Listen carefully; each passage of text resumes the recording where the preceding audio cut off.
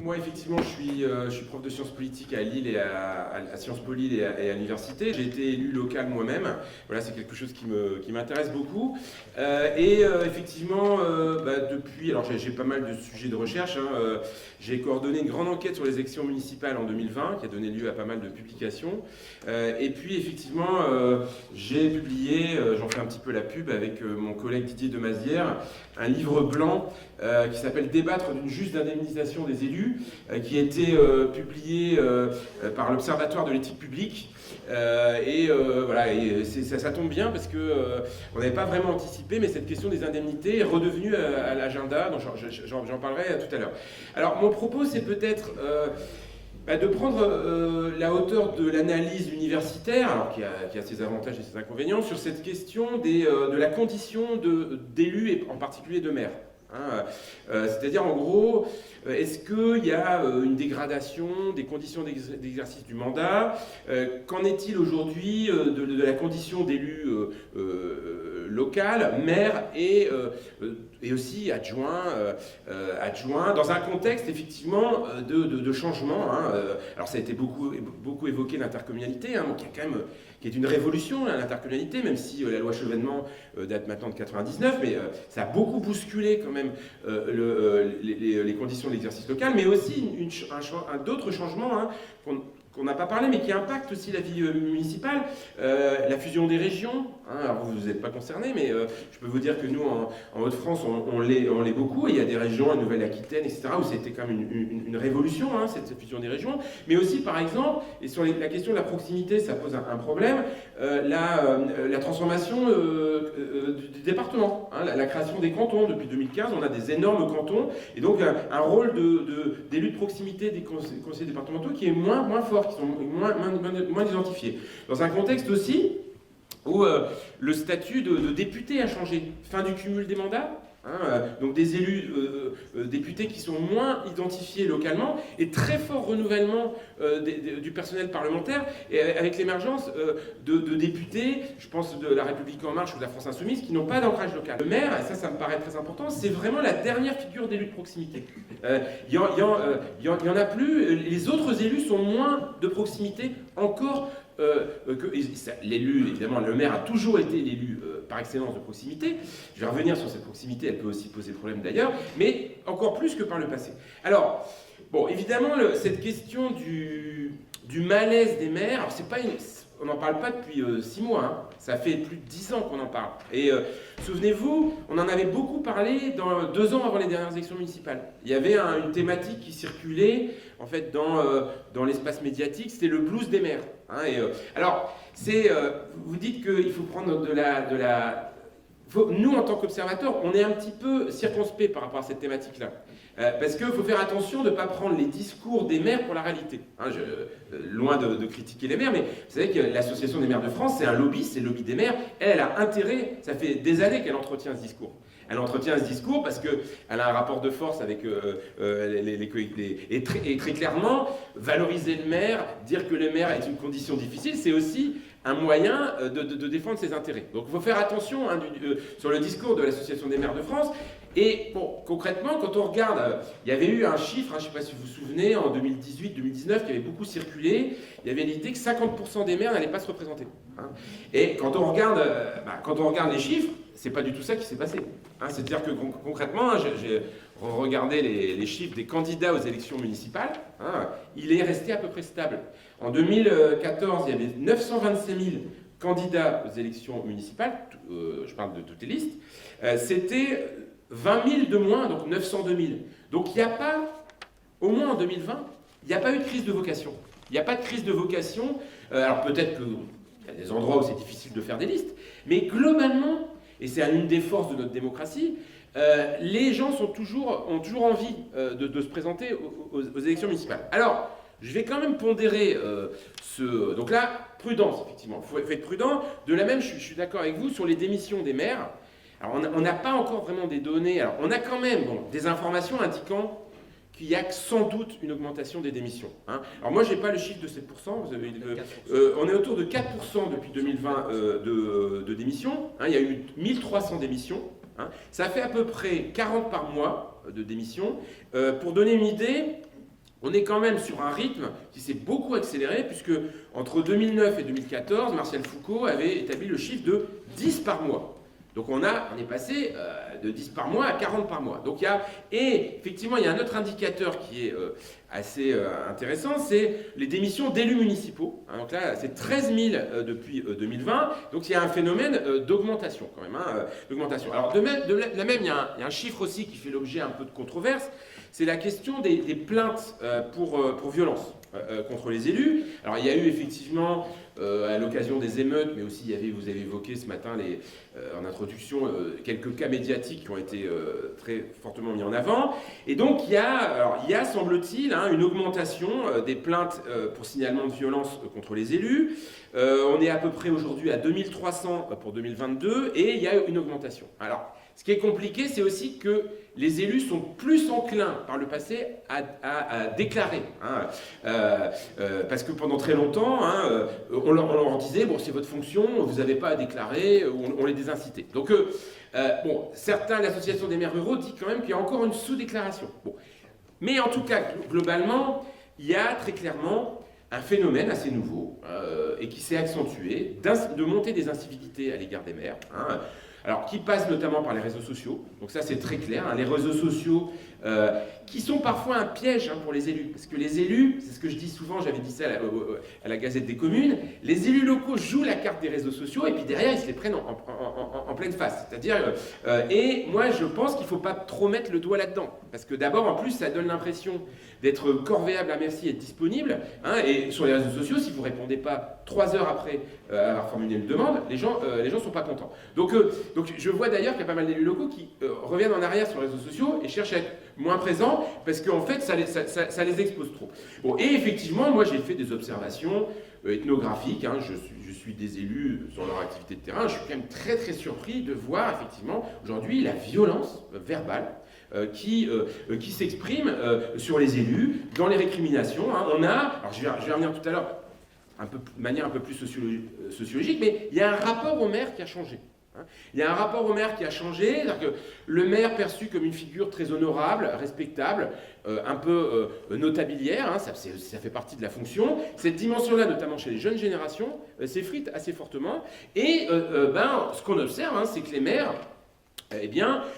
alors qu'ils étaient préservés de la défiance générale à l'égard du personnel politique, aujourd'hui sont l'objet de défiance. Hein. Alors ils restent quand même très clairement en haut de la hiérarchie en termes de confiance de tout le personnel politique. Hein. C'est-à-dire que très clairement, le maire reste quand même une figure légitime, etc., etc. Donc voilà, il n'y a pas, c'est pas devenu, notamment par rapport aux députés ou par rapport aux hommes politiques nationaux. Voilà, alors, comment... donc, il y a quand même des indicateurs, les démissions, les violences, qu'il y a quelque chose qui commence à faire problème. Alors, il y aura sans doute, je ne pense pas qu'il y aura une crise des vocations, mais il y a une dégradation incontestable des conditions d'exercice du mandat et donc moi je le vois très très bien à travers des entretiens. Hein. J'ai fait beaucoup d'entretiens, notamment avec des adjoints sur la question des indemnités, qui était à mon entrée. Hein, j'ai réalisé une centaine d'entretiens avec des élus et en fait ce que je vois très clairement, c'est que les conditions d'exercice du mandat et notamment de conciliation d'une activité professionnelle, de la vie privée et du mandat deviennent très problématiques. Et ça, je pense que c'est un élément à prendre en compte. Alors, comment analyser cette dégradation des conditions d'exercice du mandat, même si, je le répète, il ne faut pas non plus trop dramatiser et noircir le tableau. Bon, à mon avis, il y a trois éléments à mettre en avant. La complexité croissante du mandat, premier élément. Deuxième élément, un nouveau rapport au mandat des élus. Troisième élément, un nouveau rapport des habitants aux élus et au pouvoir local. Hein, c'est un peu les 3 points que je voudrais développer. Alors, premier élément, et on en a eu déjà la mesure depuis ce matin, la complexité croissante de l'exercice du mandat. Bon, ça, je pense que c'est une tendance lourde, hein, c'est-à-dire que, pour ça, on observe ça depuis des années en sciences politiques dans ma matière. Aujourd'hui, le maire est devenu un métier. hein, même si c'est un engagement. Hein. C'est devenu un métier au sens où bon, le temps où en fait un maire était avant tout là pour incarner la communauté locale, être le représentant des habitants, être présent dans les manifestations, même si cette dimension-là de l'activité de maire, elle continue à être extrêmement importante, cette dimension a été concurrencée et supplantée par une autre conception du rôle, c'est qu'aujourd'hui l'élu, évidemment, est un entrepreneur de politique publique, un entrepreneur de projet, impliqué dans sa ville et aujourd'hui obligé, en fait, hein, et le contenu de vos formations en atteste bien, à être à la fois un spécialiste, en tout cas avoir maîtrisé les finances publiques, maîtriser l'urbanisme, aujourd'hui être, je sais pas, par exemple, au courant des politiques culturelles, des politiques de tourisme, des politiques sportives, confronté à une révolution intercommunale qui en fait a complexifié considérablement les problèmes. Et d'ailleurs, en fait, ça se manifeste très clairement, cette technicisation en fait, du métier, par un phénomène que je voudrais vous livrer, parce qu'il est important, c'est qu'en fait, on a de plus en plus chez les élus une sociologie de diplômés, en fait. Hein, et en fait, on a de moins en moins de diversité sociale chez les élus locaux. Ça, c'est quand même quelque chose qui me frappe beaucoup comme sociologue, c'est que pendant très longtemps, la vie politique locale était beaucoup plus diverse chez ces élus que la vie politique nationale. Et on avait des milieux populaires qui prenaient des responsabilités municipales. Et d'ailleurs, la responsabilité municipale, c'était aussi une formation, finalement. Hein, bon, c'est de moins en moins le cas. C'est de moins en moins le cas. On a des statistiques, les travaux de Luc Rouban, les travaux de Martial Foucault. Qu'est-ce qu'on observe? Globalement, alors évidemment, c'est renforcé en fonction de la taille des communes, mais on a presque plus, on a de moins en moins de diversité, de moins en moins de milieux populaires chez les élites locales, chez les maires, de plus en plus de diplômés. Moi, je suis frappé aussi, par exemple, je sais pas si moi, je fais aussi beaucoup de formations au CNFPT, etc. On a de plus en plus de fonctionnaires territoriaux qui sont élus. On a de plus en plus d'assistants, de collaborateurs d'élus qui sont élus. Bon, alors c'est bien, et c'est une réponse en fait à une technicité qui augmente, mais attention à faire attention que les équipes municipales soient représentatives de la population, parce qu'il y a quand même un phénomène très majeur, c'est l'augmentation de l'abstention aux élections locales. Hein, aux dernières élections municipales, alors évidemment il y a eu le Covid, donc ça a été un peu brouillé par le Covid, mais enfin, moi je pense que même sans Covid, et notamment dans les quartiers populaires, dans les quartiers populaires, très clairement, la vie municipale et la vie locale n'est plus identifiée. Et notamment, alors c'est un facteur parmi d'autres, le fait qu'il y ait peut-être moins en fait, d'élus issus des quartiers populaires, moins de diversité, c'est un facteur parmi d'autres. Alors, évidemment, cette complexité, donc on pourrait développer, et l'intercommunalité, c'est encore un seuil. C'est-à-dire que quand on regarde, mon collègue Sébastien Vignon, qui est spécialiste de l'intercommunalité, a regardé le profil des élus délégués communautaires, ils sont encore plus diplômés que les conseillers municipaux, les adjoints. C'est-à-dire que quand on regarde, il y a une sursélection sociale des élus intercommunaux. Voilà, donc le prix de la complexité de l'action publique, c'est ce changement sociologique. Bon.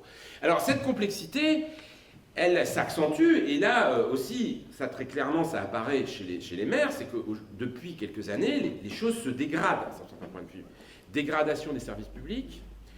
Aujourd'hui, des enjeux qui deviennent extrêmement lourds à traiter, comme la question du logement, qui devient très très compliquée, la question du vieillissement des populations locales, donc ça, ça va être un enjeu et qui va s'accroître considérablement, avec tout ce que ça comporte. Bon, la crise aujourd'hui des EHPAD communaux, ce sont des situations catastrophiques. 80% des EHPAD sont en déficit. Évidemment, l'inflation ayant augmenté. Bon, l'inflation, on le voit aussi dans les cantines scolaires, qui sont dans des situations souvent extrêmement complexes. Bon, quand vous ajoutez à ça l'enjeu environnemental qui arrive, on a évoqué les ânes ce matin, bon, concrètement, ce qui vont encore complexifier tous ces éléments, on arrive effectivement à une complexité de l'action publique qui explique que il y a un certain nombre d'élus qui n'arrivent plus à mener des projets, n'arrivent plus à tout mener de front et qui sont asphyxiés. Qui sont asphyxiés. Alors cela d'autant plus, deuxième point, je pense que il y a le rapport en fait au mandat et des élus change. Alors concrètement, il me semble que le problème aujourd'hui, la conciliation entre un mandat et une activité professionnelle devient de plus en plus complexe. Et là, on a, pour faire un petit peu, l'idée c'est aussi que je vous donne envie peut-être d'aller plus loin, on a une très belle enquête de deux sociologues qui s'appellent Isabelle Lacroix et Laurent Lardeux, qui ont publié un ouvrage, presse universitaire de Lille, qui s'appelle Jeunes et déjà maires, en fait, où il s'attache en fait aux maires jeunes. Et c'est très très frappant de voir que c'est très très compliqué d'être jeune et maire aujourd'hui. C'est-à-dire qu'en gros, il y a beaucoup de démissions chez les jeunes aussi, ou bien ils ne se représentent pas. Parce que concrètement aujourd'hui, mener de front une vie professionnelle, quand vous ne pouvez pas vivre pour la politique, une vie familiale et une vie privée, il faudrait enquêter, on en parlait tout à l'heure, sur les divorces des élus. C'est une vraie question. C'est une population qui divorce plus que le reste de la population. Parce que concrètement, être conjoint ou conjointe d'élu, c'est très compliqué en termes de sacrifice de la vie personnelle. Et ce qui change aussi, c'est que les jeunes générations sont prêtes à moins de sacrifices de leur vie professionnelle. Ça, c'est clair. Et ça, je vous le dis, ça va s'accentuer. C'est-à-dire que moi, je le vois à travers aussi mes étudiants, leur rapport au travail. Et il ne s'agit pas de...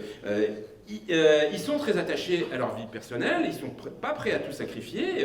Ça ne veut pas dire qu'ils ne sont pas prêts à s'engager, mais je ne crois pas, ils ne sont pas forcément dépolitisés, mais très clairement, cet engagement vocationnel qui était celui des maires, c'est fini ça.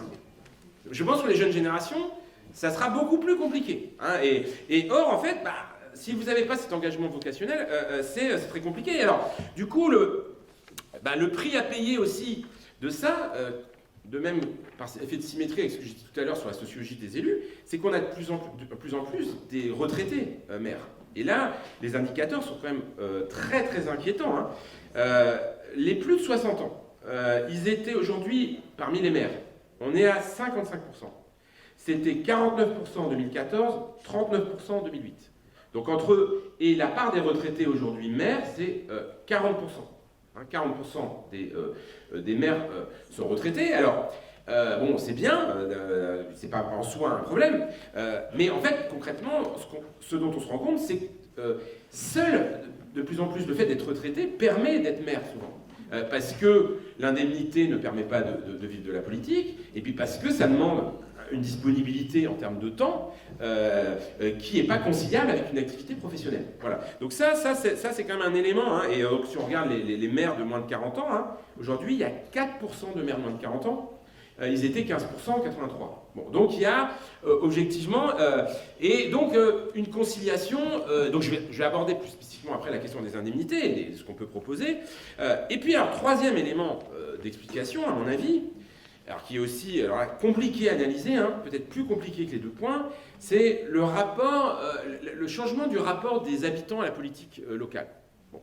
Alors là, pendant très longtemps, effectivement, ce qu'on disait, et ça reste vrai dans une certaine mesure, c'est qu'il y a une légitimité des élus de proximité et des maires. Bon. Alors attention quand même, cette légitimité s'affaiblit. Moi j'avais été très frappé par une enquête qu'avait fait l'AMF à l'occasion de son congrès en 2019, une très grande enquête sur la proximité des maires et la notoriété des maires. Aujourd'hui, il y a un Français sur deux seulement qui connaît le nom de son maire. Un Français sur deux. Alors évidemment, toutes communes confondues. Dans les années 80, c'était 90%. Donc en fait, le taux de notoriété des maires, depuis les années 80, a été diminué par deux. Et globalement, évidemment, ce chiffre est très supérieur encore chez les jeunes générations. Et moi, très clairement, ce que j'observe, c'est que le rapport des jeunes générations à la politique locale est un rapport de très grande distance, de très grande méconnaissance, très clairement, il faut le dire aussi, de très grand désintérêt, même s'ils sont diplômés. Même les étudiants de sciences politiques ne s'intéressent pas beaucoup à la politique locale. Et donc, il y a d'abord, effectivement, faut être clair, une logique d'incarnation des maires qui est plus faible que par le passé, alors qui ne tient pas à eux, hein, qui tient aussi au rapport au territoire. Hein, à la mobilité, au rapport aussi au fait qu'aujourd'hui, hein, bon, alors évidemment ça dépend des territoires, mais concrètement on ne travaille pas dans la ville où on habite. On a des pratiques de consommation, des pratiques de loisirs qui ne sont pas avec l'étalement urbain, la périurbanisation, le rapport à ce que les géographes appellent le territoire vécu. Et donc du coup, bon, par exemple, on ne lit plus la presse locale. Hein, et la presse locale, c'était quand même un vecteur de connaissance du pouvoir local. Bon, donc il y a, et d'une manière générale, il y a, ça c'est un élément très important, il y a une méconnaissance et une illisibilité du paysage local. Hein, globalement, la décentralisation c'est 82-83, les Français continuent à ne rien comprendre globalement à la répartition des compétences, et je dirais même qu'avec l'intercommunalité, les choses se sont accentuées. Parce qu'en fait, et là on a quand même un vrai problème aussi électoral. Hein, là j'ai dirigé un bouquin sur les enjeux des intercommunalités lors des dernières élections municipales. Bon, on ne parle pas au moment des élections municipales des enjeux intercommunaux, il n'y a pas de débat alors que c'est là que ça se passe. Il y a quand même un vrai problème. Il y a de plus en plus de citoyens, alors les plus intéressés, qui disent, mais enfin quand même, je comprends pas bien là, continuent à voter aux élections locales, et ça se passe ailleurs, on ne débat pas des questions, mon maire me propose la gratuité des transports, mais c'est pas lui qui décide, c'est l'intercommunalité. Bon, donc il y a un problème, et ça n'avance pas beaucoup quand même. Alors, globalement, alors je sais pas s'il faut être pour ou pas pour, mais bon, regardez, il y a eu la ville de Lyon qui a voté, ils ont voté 2 fois pour la métropole. Bon, la démocratisation de l'intercommunalité n'avance pas du tout. Hein. Évidemment, les maires sont méfiants parce que ils ont la légitimité électorale. Si en plus on leur enlève la légitimité électorale, bon, ça va être compliqué. Et en même temps, le système n'est pas satisfaisant. Bon, et donc du coup, il faut bien comprendre que cette illisibilité, alors d'abord, elle crée de la défiance. Et puis surtout, en fait, il y a une figure qui, lui, elle, est identifiée, c'est le maire. Et donc le maire, il est l'objet, le réceptacle finalement, c'est le seul élu à porter, alors on dit à porter d'engueulade, hein, sauf que c'est parfois même à porter de violence, hein, maintenant. C'est-à-dire que l'élu, dans ce paysage local très très confus, très baroque, c'est la seule figure accessible. Et très souvent, on lui demande des choses, hein, c'est votre expérience, j'imagine, sur lesquelles il n'a aucune responsabilité. Hein, et en fait, on lui impute des problèmes, on vient le chercher sur des choses qu'il ne peut pas résoudre. Et il est un peu pris dans le piège de la proximité, parce que la proximité crée de l'accessibilité, et comme finalement aujourd'hui, l'élu c'est la dernière figure d'autorité accessible, hein, concrètement, les instituteurs c'est plus le cas, les militants il n'y en a plus beaucoup dans les partis politiques, il n'y a plus vraiment de médiateur, de médiation au niveau local. Et donc c'est aussi pour ça que la violence s'exprime à mon avis de la part des habitants, parce que finalement l'élu est le seul réceptacle, la seule figure d'autorité accessible qui peut canaliser ou faire l'objet de cette violence. Bon, quand s'ajoute à ça, vous avez évoqué ce matin la crise de l'autorité, effectivement, une forme aujourd'hui de brutalisation du débat public, de polarisation du débat public, hein, dont on voit tous, certains disent ensauvagement du débat public, c'est clair que le débat public est aujourd'hui très violent, le rapport aux élus est très violent, et donc vous avez... Alors quand on ajoute en plus à ça le développement d'une forme de consumérisme, effectivement d'utilitarisme des citoyens qui finalement ont un rapport très intéressé à l'élu, qui est prestataire, dont ils attendent beaucoup de choses. Donc on a illisibilité, des attentes qui restent fortes et des moyens des élus qui sont assez faibles. Alors voilà un petit peu moi mes trois hypothèses sur... alors là, du coup, il y a un débat sur les indemnités. Parce que, bon, une des réponses... alors là, je vais examiner, pour terminer mon propos, 2 réponses possibles à cette question qui seraient la question des indemnités et la question du statut des élus. Bon, sachant que, vous voyez bien, que ces 2 réponses me paraissent assez insatisfaisantes. Hein. C'est-à-dire que, par rapport aux 3 enjeux que j'ai pointés, ça peut être des réponses, mais ça ne peut pas être... c'est pas des réponses qui sont forcément à la hauteur des enjeux. Mais prenons ces 2-là puisqu'elles sont d'actualité.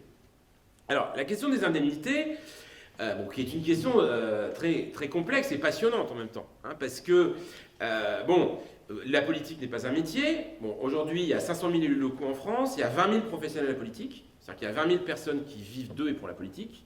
Donc il y a 480 000 élus qui ne vivent pas de la politique, hein, et donc qui perçoivent des indemnités, dans la plupart des cas, très modestes.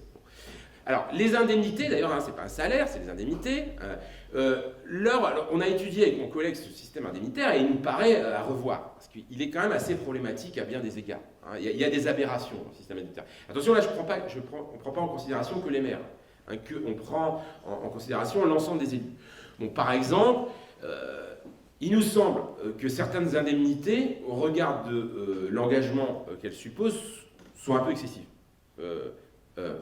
L'indemnité de conseiller régional, par exemple. Tout le monde le sait. Voilà, ça fait un peu... évidemment, on met les pieds dans le plat, nous, dans notre note. Hein, donc, on a été reçus... On a été reçus... Bon, il n'y a peut-être pas de... Ah, mais conseiller départemental, on peut discuter.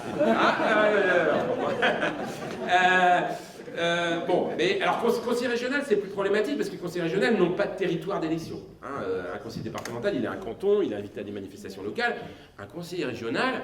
Bon, il a quelques réunions, il va à la plénière, il travaille en commission. Alors, très souvent d'ailleurs, il n'est pas que conseiller régional, il est adjoint ou maire, et ça vient compléter, ils le disent très bien en entretien, les conseillers régionaux. Hein. Bon, moi, c'est 70% de mes ressources d'élus et c'est 20% de mon temps. Bon, voilà. Notamment, un conseiller régional, il gagne en moyenne 2 000 € net par mois. Un conseiller départemental, c'est pareil, au regard du temps passé dans son activité de maire, alors ça dépend, mais quand on est conseiller départemental d'opposition, bon, en milieu urbain où on est assez peu identifié, où on fait assez peu de manifestations locales, bon, par rapport à un mandat de maire, hein, concrètement, hein, bon, vous connaissez les chiffres, hein, mais enfin... maire d'une commune de 10 000 habitants qui gagne 1 700 € par mois, il passe concrètement 35 heures. Donc comment on fait pour, quand on doit passer 35 heures et qu'on est payé 1 700 € par mois? Bon, surtout en plus quand on a fait des études. Et donc du coup qu'on a une certaine idée de ce qu'on doit gagner. Hein, voilà. Bon, ça c'est des questions, moi j'ai beaucoup d'entretiens là-dessus, des gens qui se disent, bah quand même mince, bon, j'aime bien être engagé tous mes... Bon, en plus, ma femme râle parce que je suis pas là le week-end, et puis, qu'est-ce que... ma retraite, moi j'ai fait des études, etc. Donc, on a un système quand même indemnitaire qui est problématique. Alors, je ne vais pas développer notre livre blanc, on fait plein de propositions hein, sur notre livre blanc. Bon, il y a aussi, alors il faut prendre en compte plein de choses aussi, les frais de représentation, mais nous, on est quand même globalement... pour l'idée qu'il faut augmenter les indemnités, notamment de maire, hein, très clairement. Alors, ça sera difficile de baisser les autres indemnités, hein. En général, c'est... Mais par exemple, alors, on propose ça, je sais bien que... parce que concrètement, c'est très compliqué, dans l'opinion, d'augmenter les indemnités des élus. Aujourd'hui, il y a une telle défiance que c'est un peu un débat piégé, en fait. Il y a un problème d'acceptabilité politique d'une réforme de ce type. D'ailleurs, donc là, on a été reçus... donc il y a, si vous n'êtes pas informé, il y a une loi qui va sortir transpartisane à la fin de l'année. Hein, il y a une mission dirigée par les députés Violette Spilbout et Sébastien Jumel, une mission transpartisane. Donc on a été auditionné avec mon collègue mardi. On a été reçu aussi par la ministre pour lui rendre le rapport. Donc bon, il y a une prise de conscience. Bon, mais voilà, je ne pense pas que ça aura beaucoup d'effets. Hein. Bon, je vous rappelle que dans la loi engagement et proximité, les plafonds avaient été augmentés, mais du coup, il fallait qu'il y ait une délibération du conseil municipal des élus, et donc les élus, ils étaient un peu embêtés parce que ça envoyait le signal qu'ils s'augmentaient eux-mêmes. Bon, voilà. Et donc ça, vis-à-vis des populations, c'est très compliqué à gérer. C'est une question... voilà, je le répète, redoutable hein, dans un contexte de défiance à l'égard des élus et même des maires. Bon, donc nous, par exemple, ce qu'on propose, alors on peut proposer, il y a plein de pistes. Il faut voir comment les autres à l'étranger font. Par exemple, il y a en Allemagne, alors en Allemagne le système est très différent. Il y a une professionnalisation des élus beaucoup plus forte et il faut déclarer quand on est à mi-temps ou à temps plein. Et quand on est à temps plein, on est mieux payé, mais on renonce à son activité professionnelle. On pourrait aussi imaginer des indemnités à la tâche. C'est-à-dire, par exemple, pour les conseils régionaux, les conseils départementaux, on donne des bonus à ceux qui s'impliquent dans tel ou tel... On pourrait imaginer... alors, c'est la proposition de l'association... alors, les associations des maires ruraux de France ont fait des propositions très intéressantes. Je vais revenir sur le statut d'élu. Ils proposent, par exemple, que l'État paye une partie de l'indemnité. hein, pour que ça ne pèse pas sur le budget des communes, qu'en fait, il y ait une enveloppe spécifique pour les maires, c'est-à-dire pour qu'il n'y ait pas un arbitrage avec l'indemnité des adjoints, pour pas qu'on dise on baisse l'indemnité des maires pour augmenter celle des adjoints, pour sécuriser l'indemnité des maires. Bon, on pourrait proposer aussi, par exemple, de limiter le cumul dans le temps, mais augmenter assez substantiellement les indemnités. Hein, avec l'idée, en gros, un espèce de donnant-donnant vis-à-vis de l'opinion. On casse un peu l'idée d'une politique à vie, des carrières trop longues, et on augmente les indemnités. Voilà. Donc il y a des pistes, mais en tout cas, je pense qu'il faut remettre en cause quand même, il faut au moins qu'il y ait ce débat. Hein, il faut au moins qu'il y ait ce débat, parce qu'aujourd'hui, je le dis très clairement, hein, pour une partie de la population, c'est pas réaliste aujourd'hui d'être maire et d'avoir une activité notamment privée, hein, parce qu'en fait le problème aussi, c'est pas seulement la conciliation d'une activité, c'est les salariés du privé, hein, qui sont structurellement défavorisés. Et c'est pour ça qu'on trouve quand même beaucoup de fonctionnaires, mais aussi beaucoup de professions libérales, ou qu'on trouve aussi beaucoup de collaborateurs d'élus. Parce que être collaborateur d'élu, ça permet en fait de concilier une activité professionnelle et de gérer, ou des enseignants, même s'il y en a de moins en moins. Hein. Des enseignants, ça c'est aussi assez frappant, hein, c'est-à-dire qu'il y a de moins en moins d'élus enseignants, hein, il y en avait énormément, notamment à gauche, c'est beaucoup moins le cas. Alors il y a une autre piste, c'est la question du statut des élus. Hein, et donc là, la MRF a fait toute une série de propositions que je trouve très intéressantes. Hein. Vous pouvez aller sur leur site, ils font 35 propositions très intéressantes. Hein. Violette Spilbout, la députée, elle me disait d'ailleurs c'était eux qui avaient fait le plus gros boulot chez les associations d'élus. Hein. Ils avaient été très très loin dans les propositions. Alors eux, ils proposent par exemple d'augmenter le volume de droits d'absence et d'élargir le champ des droits d'absence. Ils proposent de créer un titre spécial dans le Code du travail sur le statut d'élu. Donc ça, c'est vraiment leur proposition principale. Bon, ça fait très longtemps qu'on en parle ça n'évolue pas beaucoup. De prendre en compte, et pas simplement le nombre d'habitants par commune, mais les compétences non déléguées ou le nombre d'employés municipaux. Parce que ça, en fait, ça c'est aussi un problème. C'est-à-dire que on calcule les indemnités en fonction du nombre d'habitants. Mais le problème, souvent, parfois, les maires des plus grosses communes, eux, ils ont une aide, une ingénierie dans les services beaucoup plus forte, alors que ce qui est compliqué, c'est d'être maire d'une petite commune. Hein. Et donc, c'est pas simplement la taille de la commune qui est un critère qu'on doit prendre en compte.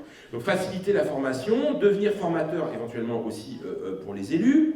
Voilà, donc il y a plein de propositions, et je pense qu'effectivement, il faut prendre cette question à bras-le-corps, hein, c'est-à-dire qu'on ne peut plus aujourd'hui mettre un peu la poussière sur le tapis. Hein, alors, avec le risque aussi de ne pas trop professionnaliser l'activité d'élu, parce que c'est ça aussi le problème. C'est le bon équilibre à trouver entre prendre en compte le caractère professionnel de l'élu, mais en même temps ne pas trop techniciser les choses avec les biais que j'évoquais tout à l'heure. Voilà, bon, j'arrive un petit peu au terme de ma présentation. Donc, je pense qu'il faut raison garder, c'est-à-dire qu'aujourd'hui, il ne faut pas être trop anxiogène. Hein, et globalement, je pense qu'il y a un élément aussi qu'il faut avoir à l'esprit, puisque le titre c'était réenchanter le mandat, c'est que les maires prennent beaucoup de plaisir aussi à être maire. Évidemment, c'est une noble tâche. Et voilà, c'est quelque chose de formidable. C'est quelque chose aussi, ce qu'aiment les maires, c'est le caractère polyvalent de leur activité. Hein, ce sont des chefs d'orchestre, des ensembliers, des animateurs d'équipe. Bon, il y a aussi plein de choses extrêmement positives. Moi, j'en ai pas parlé, je travaille beaucoup sur la démocratie participative. Bon, il y a aujourd'hui aussi toute une nouvelle dimension. Hein. On a aujourd'hui, les budgets participatifs ont énormément progressé dans beaucoup de communes. Aujourd'hui, il y a 500 villes qui ont des budgets participatifs. Depuis 2020, il y a eu 300 nouveaux budgets participatifs. Donc le local continue à être un lieu d'innovation. Et je pense qu'évidemment, je ne l'ai pas dit assez tout à l'heure, la réponse à la transition climatique, c'est évidemment le local. Tout le monde le sait. Plein de réponses se situent à cette échelle-là. Les Français sont toujours très attachés à la commune. Et le nombre de communes est peut poser des problèmes, mais c'est aussi une force. Et les forces vives, ces 500 000 élus locaux, c'est quelque chose qui n'existe pas dans beaucoup d'autres démocraties. Mais il faut préserver ça. Et vraiment, un point de vigilance aussi, c'est que je pense qu'il y a un phénomène générationnel qu'il faut prendre en compte. C'est qu'effectivement, les nouvelles générations n'ont pas le même rapport aux politiques, n'ont pas le même rapport à l'engagement, et il ne faut pas louper, en fait, ce changement. C'est-à-dire, il faut, parce que, évidemment, la question du renouvellement des élites locales est posée. Voilà, merci de votre attention. Merci.